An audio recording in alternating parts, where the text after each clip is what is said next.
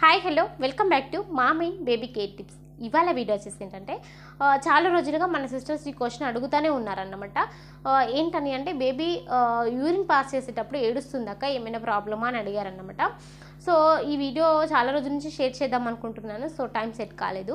దీని గురించి మనం ఈ వీడియోలో క్లియర్గా తెలుసుకుందాం. వీడియోలోకి వెళ్ళిపోయే ముందుగా మన ఛానల్ అయితే సబ్స్క్రైబ్ అయితే చేసుకోండి. పక్కనే ఉన్న బెల్ ఐకాన్ అయితే క్లిక్ చేయండి. నేను పెట్టే ప్రతి వీడియో కూడా మీకు ముందుగా నోటిఫికేషన్ రూపంలో రావడం అయితే జరుగుతుంది. ఏదైనా సందేహాలు ఉంటే కింద కామెంట్ చేయండి, తప్పకుండా నేను మీకు రిప్లై ఇస్తాను. ఇక వీడియోలో బేబీస్ యూరిన్ వెళ్ళేటప్పుడు ఇవ్వడానికి చాలా కారణాలు ఉంటాయి. ఫస్ట్ మీరు చూసుకోవాల్సింది ఏంటంటే మీ తల్లి పాలు అనేవి కరెక్ట్గా వస్తున్నాయా లేదా, బేబీ కడుపు నిండా పాలు తాగుతుందా లేదా అనేది చూసుకోవాలన్నమాట. ఎందుకంటే బేబీ ఒకవేళ సరిపడా పాలు లేనప్పుడు, లేదా అంటే పూర్తిగా వాళ్ళు మంచిగా పాలు తాగనప్పుడు కూడా బేబీకి వెయిట్ చేస్తూ ఉంటుంది. సో అందుకే వాళ్ళు యూరిన్ వెళ్ళేటప్పుడు ఏడవడం చేస్తూ ఉంటారన్నమాట.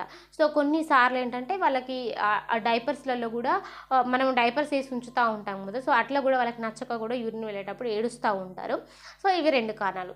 ఇవి కాకుండా నార్మల్గా బేబీకి యూరిన్ ఇన్ఫెక్షన్ అయినా కూడా ఏడుస్తూ ఉంటారనమాట. సో చిన్నపిల్లలకి కామన్గా కొన్నిసార్లు అవుతూ ఉంటుంది అట్లా యూరిన్ ఇన్ఫెక్షన్. సో అట్లా బేబీ ఏడుస్తుంది అని అన్నప్పుడు ఖచ్చితంగా మీరు వెంటనే హాస్పిటల్కి తీసుకెళ్ళాలి. ఇంకొకటి ఏంటంటే యూరిన్ ఇన్ఫెక్షన్తో పాటు బేబీకి ఫీవర్ కానీ, యూరిన్ వెళ్ళేటప్పుడు కాళ్ళు తంతు ఏడవడం కానీ, సో ఇట్లాంటివన్నీ చేసినప్పుడు ఖచ్చితంగా మీరు ఒకసారి అబ్జర్వ్ చేసుకొని వెళ్ళిన ప్రతిసారి కూడా బేబీ యూరిన్ పాస్ చేసిన ప్రతిసారి ఏడుస్తుంది, వాళ్ళ యూరిన్ కూడా కొంచెం ఎక్కువగా వేడిగా అనిపిస్తుంది లేదా థిక్ కలర్లో వెళ్తుంది అంటే డెఫినెట్లీ వెంటనే ఒకసారి హాస్పిటల్లో పీడియాట్రిషియన్ని కలవండి.